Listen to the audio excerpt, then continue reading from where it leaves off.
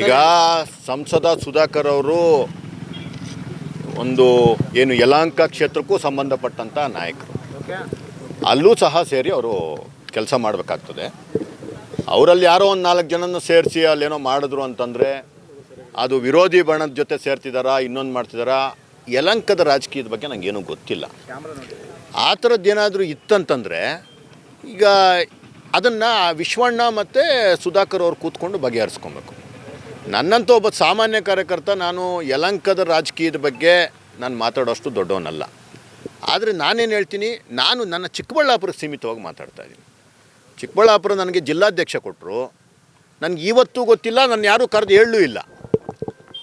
ಏನಪ್ಪ ಈ ರೀತಿ ನಿನಗೊಂದು ಕಾರಣ ಇರೋದಕ್ಕೋಸ್ಕರ ನಿನ್ನ ತೆಗೆದಾಕಿದ್ವಿ ಜಿಲ್ಲಾಧ್ಯಕ್ಷನಿಂದ, ಏನೂ ಹೇಳಿಲ್ಲ ನನಗೆ. ಅದರಿಂದ ನಮಗೇನು ನೋವಿದೆ ಅದನ್ನು ಎದೆಯಲ್ಲಿಟ್ಕೊಂಡು ನಮ್ಮನ್ನು ನೋವನ್ನು ನಮ್ಮನ್ನು ದುಃಖವನ್ನು ಹಂಗೆ ನಾವು ಅವಸಿಟ್ಕೊಂಡು, ಪಕ್ಷ ಅಂತಂದರೆ ನಮ್ಮ ತಾಯಿ ಇದ್ದಂಗೆ, ಆ ಪಕ್ಷಕ್ಕೆ ಅವಮಾನ ಮಾಡೋ ಕೆಲಸ ಮಾಡಬಾರ್ದು ಅಂತ ನಾವು ಹೋಗಿ ಏನು ಮಾಡ್ತಾಯಿದ್ದೀವಿ, ಜನಗಳಲ್ಲಿ ಹೋಗಿ ಸೇವೆ ಮಾಡ್ತಾಯಿದ್ದೀವಿ.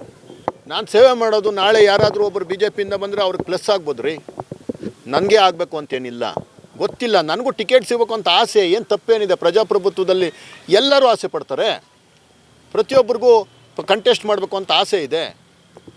ನಾಳೆ ಕೊಡೋದು ಬಿಡೋದು ಪಕ್ಷದ ವಿಚಾರಕ್ಕೆ ಬಿಟ್ಬಿಡೋಣ, ನಾವು ಪಕ್ಷಕ್ಕೆ ನಿಷ್ಠೆ ಆಗಿರೋಣ.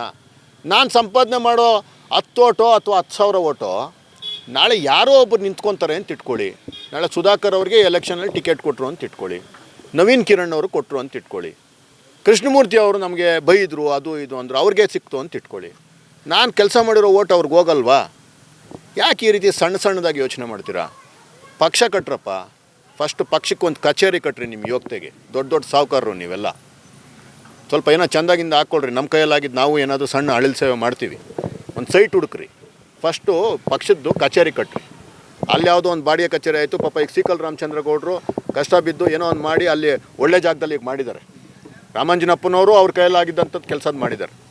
ಯಾರನ್ನು ನಾನು ಹಿಂದೆ ತಪ್ಪು ಅಂತ ಹೇಳಲ್ಲ, ಅವ್ರವ್ರ ಯೋಗ್ಯತೆಗೆ ತಕ್ಕನಂಗೆ ಅವ್ರವ್ರು ಕೆಲಸ ಮಾಡಿದ್ದಾರೆ. ಅವ್ರ ಜೊತೆಗೆ ಭುಜಕ್ಕೆ ಭುಜ ಕೊಟ್ಟು ಕೆಲಸ ಮಾಡೋದನ್ನ ಮಾತ್ರ ನಮ್ಮ ಕೆಲಸ ಅಂತ ನನ್ನ ಭಾವನೆ.